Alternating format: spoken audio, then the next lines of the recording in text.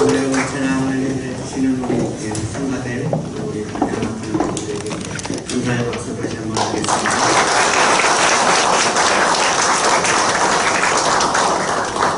추석이었는데요. 원래 추석은 고향 절기인데 유학생들은 고래경으로서 아마 고향에 다녀오지 못해서 그런 것 같아요. 유학생들 격려하는 박수.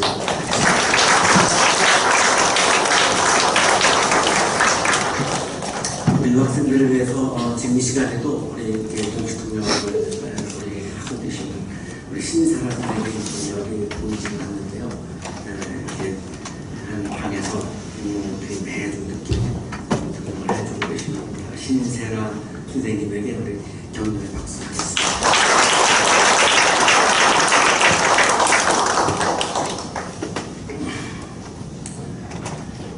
게르케고르는 덴마크에서 태어난 철학자입니다. 코펜하겐 대학에서 신학과 그리고 철학을 공부를 했습니다. 제가 가장 좋아하는 철학자입니다. 이번에 철학의 주제는 놀랍게도 신앙입니다. 신앙이 철학의 주제죠. 그래서 신앙에 대해서 굉장히 예민하게 깊게 고민하고 사색하고 노래를 전기에 나갔는데요. 그러다가 보니까 어쩔 수 없습니다. 기성교회하고 굉장히 많은 충돌을 하게 됩니다. 교회가 신앙적이지 않은 부분들이 많다 보니까 충돌할 수밖에 없죠. 그래서 굉장히 치열한 논쟁을 했고요. 굉장히 힘들었습니다. 그 교회와의 논쟁이 그렇고 40대 초반에 세상을 떠납니다. 굉장히 안타까운 그런 마음도 있고 제가 또 좋아하는 철학자인데요. 1843년에 최초의 저서라고 할 수 있는 이것이냐 저것이냐라고 하는 책을 씁니다. 이 책에서 인간의 삶을 세 단계로 이야기를 하는데요.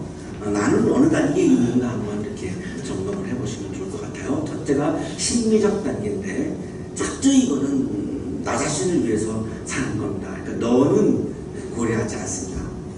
오로지 그냥 나만 중요한 거고요. 너에게 뭐 피해가 가든지 너에게 뭐 상처가 되든지 아무 상관이 없는 거죠. 오로지 그냥 나만 좋으면 되는 이것을 심리적 단계라고 이렇게 부릅니다. 두 번째 단계가 이제 윤리적 단계인데 이거는 다른 사람을 이제 배려하고 다른 사람을 고려하고 다른 사람을 생각하는 겁니다. 그러니까 다른 사람과의 관계가 매우 중요한 거죠. 내가 이렇게 말하면 저 사람이 상처 받겠지, 내가 이렇게 행동하면 저 사람이 굉장히 피해가 가겠지, 이런 부분들을 염두에 두고 굉장히 그걸 중요하게 다루는 거죠. 우리 음악하는 친구들은 이게 굉장히 중요한 것 같은데요. 이렇게 연주 약속을 했는데 그 전날에 전화해서 저 내일 못 가요 이렇게 하면 이제 굉장히 당황스러운 거죠. 그걸 진행하시는 분들은 이제 그런 거를 예를 들 수 있을 것 같은데요.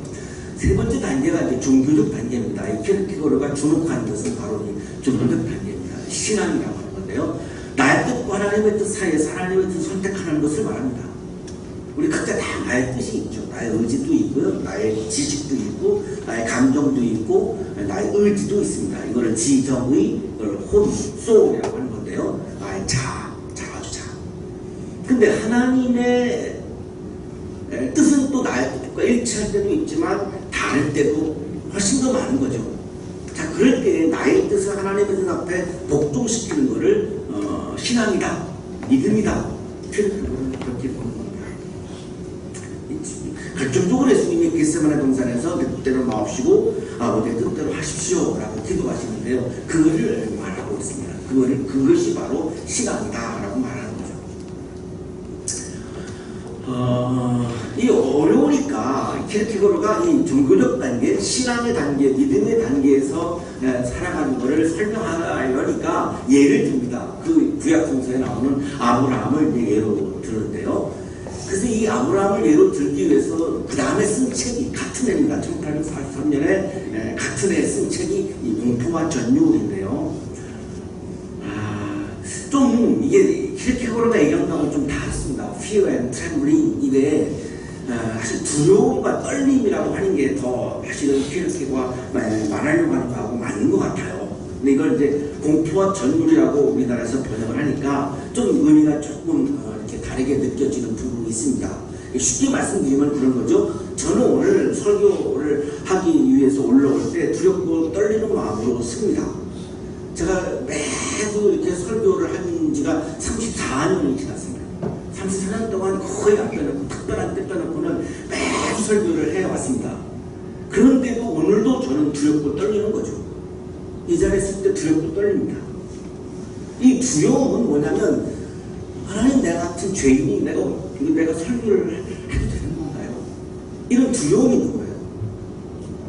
하나님 내가 나 같은 죄인이 어떻게 내가 하나님의 말씀을 전하죠? 매주 이게 있습니다. 매주. 그래서 올라와서 기도하죠. 하나님의 영광을 위해서 내가 이거를 하라고 하시면 저는 오늘부터 그만하겠습니다. 이런 기도를 꼭 하거든요. 왜냐면 내가 정말 감당하기 어려운 거니까요. 하나님 앞에 내가 정말 감당하기 어려운 거니까요. 이게 두려움이에요. 떨림은 뭐냐면 하나님이 오늘 말씀을 주시면 어떤 하나님의 사건이 일어날까? 이 말씀을 통해서 하나님이 어떤 사건을 일으킬까? 이 떨림이 있습니다. 설레임이라고 해도 될 것 같은데요. 그리고 여러분들을 만나는 또 이 떨림이 있는 거예요. 여러분은 뭐 저를 만나는 설렘이 없겠지만 저는 있습니다. 여러분의 얼굴을 보고 여러분을 만나는 그 설렘이 막 있는 거죠. 뭐 짝사랑이긴 하지만 뭐 그래도 있습니다. 이런 게 이제 이 떨림이죠. 그러니까 공포와 전율하고 조금 다르죠. 그죠? 그런데 워낙 많은 분들이 지금 두려움과 떨림이라고 번역한 분도 있고요. 공포와 전율이라고 번역한 분도 있는데 공포와 전율이 더 많아서 그냥 오늘 공포와 전율로 이렇게 얘기하고 있습니다. 키르케고르가 이 책 제목을 정할 때 이 영향을 받은 게 빌립보서 2장 12절이었습니다. 여기에 두렵고 떨리는 마음으로 자기의 구원을 이루어 나가십시오. 여기 두렵고 떨림, 이 두려움, 떨림 여기서 나온 거예요. 그러니까 제가 조금 전에 말씀드렸던 그런 의미로 지금 두려움과 떨림을 얘기하고 있는데요. 두렵고 하나님 앞에서 두렵고 떨리는 마음을 가지고 살아가는 것, 이거를 키르케고르는 신앙이라고 말하고 있습니다. 근데 그 당시에 많은 사람들이 교회에 와서 뭐 하나님을 두려워한다 그런 게 안 보였거든요. 그냥 자기 마음대로 말하고 자기 마음대로 행동하고 그냥 뭐 막 말하고 막 행동하니까 이거는 신앙이 아니다. 아무리 뭐 11조하고 아무리 기도를 해도 이건 신앙이 아니다라고 키르케고르 얘기하니까 이제 교회하고 충돌할 수가 없었던 거고요. 하나님의 말씀을 통해서 어떤 사건이 일어나는, 하나님의 사건이 일어나는 것에 대한 떨림이 있는가 없는 것 같은 거예요. 교인들이 자기가 볼 때 교인들이. 그런데 전혀 없는 거예요. 그러니까 이건 믿음이 아니지 않냐라고 하다 보니까 충돌을 할 수밖에 없습니다. 아브라함의 예를 이제 공포와 전율에서 이제 설명해 나가는데 100세에 얻은 아들을 하나님이 바치라고 이제 하나님이 말씀을 하죠. 자, 그때 아브라함은 침묵하고 모리아 산으로 올라갑니다. 샤갈의 그림이죠. 한 손에 아브라함이 이제 불과 칼을 들고 있고 아들 이삭을 이제 잡아서 제물로 태워야 되니까 이제 불이 있고 칼이 있는 거죠. 그리고 이삭 등에는 이제 장작더미가 이렇게 재단을 쌓아야 되니까요. 이렇게 지금 해서 지금 모래산으로 가는 장면입니다. 인용하겠습니다. 공포와 전율에 나오는 부분입니다. 그때 이삭은 벌벌 떨며 불안했어요. 부르짖었다. 하늘에 계신 하느님이시여. 이 책에 그냥 하느님이라고 되어 있어서 그렇게 인용을 그대로 하겠습니다. 나를 불쌍히 여기소서. 아브라함의 하느님이시여. 나를 불쌍히 여기소서. 저는 땅 위에는 아버지가 없습니다. 나를 잡으려고 하는 아버지? 나는 아버지가 없습니다. 이렇게 얘기하는 거죠. 아버지라면 나를 어떻게 나를 잡아요? 제물로 어떻게 나를 잡아요? 자기가 못 받으려고 나를 잡아? 이건 아버지가 아니지. 지금 이런 얘기죠. 그러므로 당신께서 저희 아버지가 되어주십시오. 나는 이제 아버지가 없으니까 하나님이 나의 아버지가 되어주세요. 그런 아브라함은 조용히 혼자서 중얼거렸다. 하늘에 계신 주여, 저는 당신에게 감사드립니다. 이삭이 당신에 대한 신앙을 잃느니보다는 오히려 그가 나를 인간이 아니라고 믿는 편이 좋습니다. 감히 이삭이 하나님에게 나의 아버지가 되어주십시오라고 이 두렵고 떨리는 마음을 가진 걸 보고 아브라함은 드디어 내 아들이 믿음을 가지기 시작했구나. 드디어. 그러니 내가 아버지가 아니어도, 내가 아버지가 아니라고 부정을 당해도, 부인을 당해도 하나님 괜찮습니다. 내 아들이 드디어 믿음을 가지기 시작했군요. 난 그것만으로도 좋습니다. 내가 아버지 취급받지 못해도 괜찮습니다. 지금 이런 거예요. 이 두렵고 떨리는 마음을 지금 아브라함은 신앙이라고 믿음이라고 얘기하고 있는 거죠. 이삭은 칼을 두고 있는 아버지가 아니라 하나님을 두려워했어요. 하나님을 두려워하면서 하나님이 나의 아버지가 되어주십시오. 그러면 내가 죽든지 살든지 무슨 상관이 있겠습니까? 나는 행복할 것입니다. 이런 막 하나님이 두려운 거지. 지금 칼을 들고 있는 아브라함은 두렵지가 않은 거예요.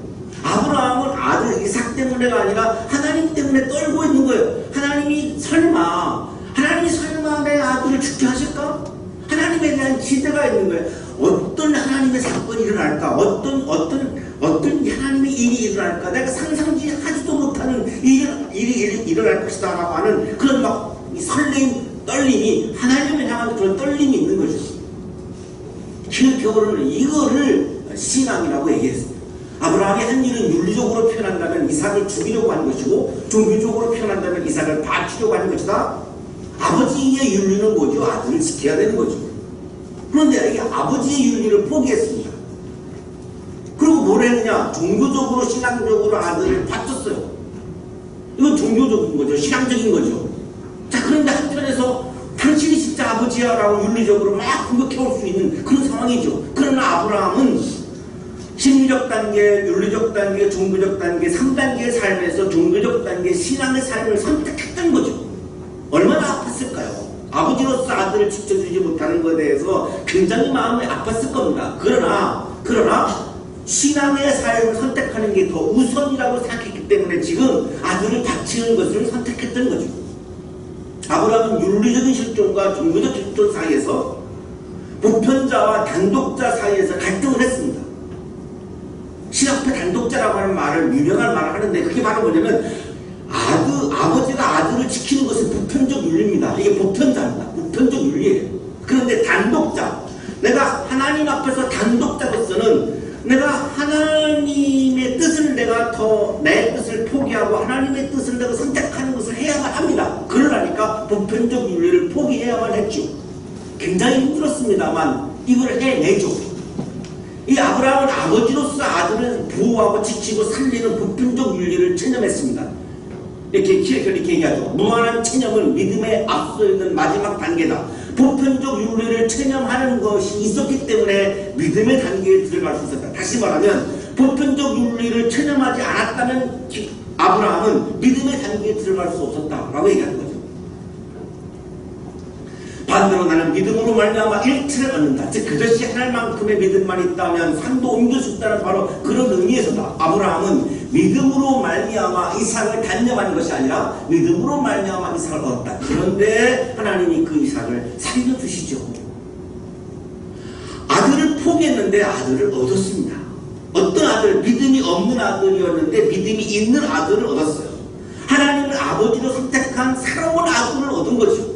이게 보편적 윤리를 최대 포기했을 때 나타났던 하나님의 사건, 하나님의 일이죠. 이것 때문에 아브라함은 떨렸던 거예요. 그걸 몰랐지만 그런 일이 일어날 것이다 라고 하는 그런 게 있었고, 그래서 하나님의 사건에 대해서 앞에서 막 떨렸던 거죠.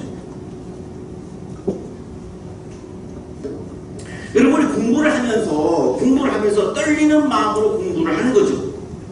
경건한 마음이 아니라 정말로 내가 부족하다라고 하는 떨리는 마음으로, 이 두려운 마음으로 공부를 해야 하는 것이고, 여러분 힘들지만 하나님이 나에게 어떤 사건을 일으킬까라고 하는 이 떨림이 있어야 여러분의 절망을 이겨낼 수 있고 어려움들을 이겨낼 수 있죠. 떨림이 없다면 자꾸만 내가 절망에 빠지게 돼요. 포기하게 돼요. 체념하게 돼요. 주저앉게 돼요.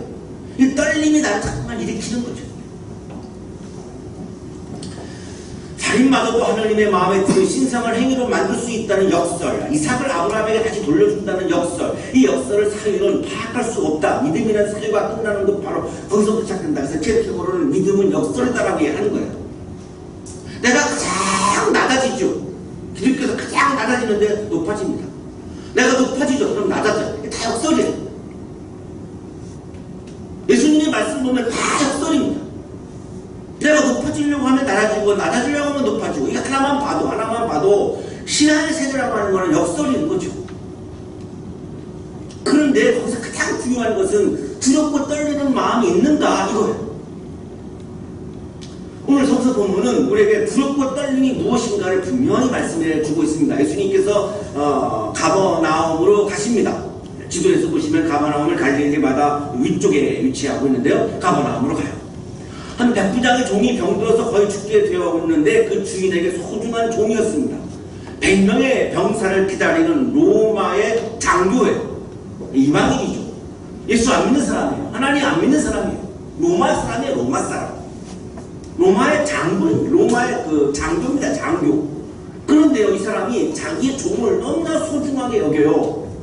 굉장히 인간성이 좋은 사람이죠. 종 그냥 무시할 수도 있는데 굉장히 종을 소중하게 여기는 거예요. 근데 종이 아프니까 자기도 아픈 거예요.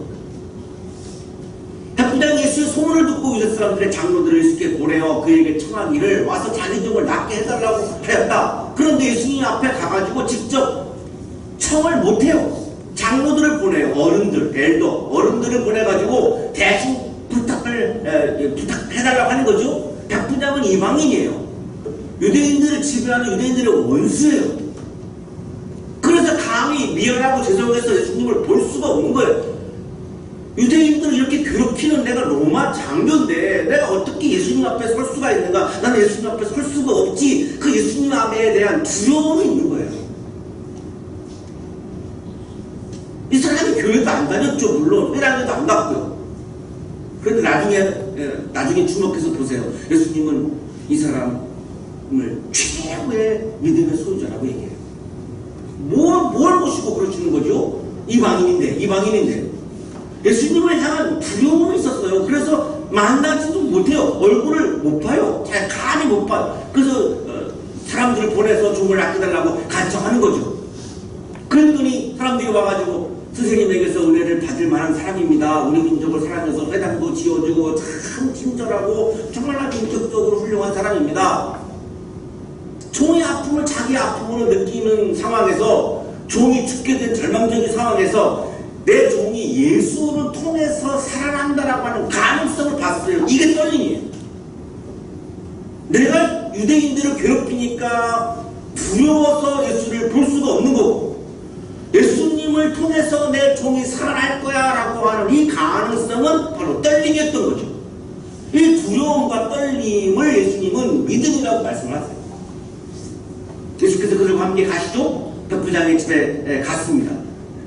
그랬더니 가는 중간에 백부장의 친구들을 또 보내요. 오지 말라고 했는데 막 오시니까 친구들을 또 보내가지고 주님 더 수고하실 것 없습니다. 저는 주님을 내 집에 모셔드릴 만한 자격이 없습니다. 나는 당신을 만날 자격 끝이 없습니다. 내가 어떻게 당신의 얼굴을 내가 봅니까? 제발 내 집에 오지 마십시오. 나는 주님을 내 집에 모셔드릴 만한 그런 자격이 없습니다. 이게 믿음이에요. 예배의 자리에 나오면서 우리가 나는 주님을 뵐 면목조차 없는 죄인입니다. 이 마음이 없으면 믿음의 세계에 들어갈 수가 없어요. 교회 일하러 오는 게 아니에요. 우리는 예수님을 만나러 오는 거지 일하러 교회를 다니는 게 아니에요. 예수님을 만나러 가는 것, 예수님을 만나는 그 출발점은 바로 이거예요. 나는 주님을 만날 자격도 없습니다. 오지 마십시오. 그는 진심으로 예수님을 향한 두려움과 떨림이 있어요. 무서워한 게 아니에요. 제가 아까 서두에 예를 들었습니다만 정말 내가 죄인이기 때문에 예수님을 볼 수 없어요 라고 하는 것이 두려움이고, 예수님을 통해서 내 종이 살아난다라고 하는 것의 떨림, 이게 두려움과 떨림. 이걸 내 마음과 정성이 다 주님을 향하고 있는 거예요. 정성과 마음을 다 해서 지금 주님을 바라보면서 두렵고 떨림이 있는 거예요. 주님을 향해서 두려움과 떨림이 있는 거예요. 내가 주님께로 나아올 엄두도 못 냈습니다. 그저 말씀만 하셔서 내 종을 낫게 해주십시오. 로고스, 말씀의 능력을 믿고 있죠? 어떻게 이방인이 이 주님의 말씀의 능력을 믿고 있나요? 두려움과 떨림에서 나온 믿음이에요. 어릴 때부터 이렇게 종교적으로 훈련된 사람이 아니에요. 이 로마 사람입니다. 이스라엘 사람이 아니에요. 나도 상관을 모시는 사람이고 내 밑에도 병사들이 있어서 내가 이 사람들을 가라고 하면 가고 저 사람들을 오라고 하면 옵니다. 아니 내가 시키는데 이 두마들이 다 합니다. 자, 주님은 말 안 마시고 시키시면 내 종의 병이 나을 거 아닙니까? 똑같지 않습니까? 내가 명령하면 내 부하들이 내 명령에 복종하는 것처럼 주님이 말씀하시면 병마가 나갈 거 아닙니까? 그냥 말씀만 하셔도 됩니다. 오지 마십시오. 나는 주님을 도저히 볼 수가 없습니다. 그래서 이 말을 들으시고 그를 놀랍게 여기시어 돌아서 자기를 물이 따라오는 무리에게 말씀하시죠. 자, 이 구절이 결정적인 주님의 말씀인데요. 내가 너에게 말한다. 나는 이스라엘 사람 가운데서는 아직 이런 믿음을 본 일이 없다. 4,000년 이상 막 그렇게 오랫동안 하나님을 믿는 전통에서 살아온 유대인들 그 중에 한 명도 이만한 믿음은 없었다 라고 얘기하십니다. 왜 그럴까요? 유대인들은 오랫동안 하나님을 믿는 전통이 있었지만 닳고 닳아서 두렵고 떨림이 없는 거예요.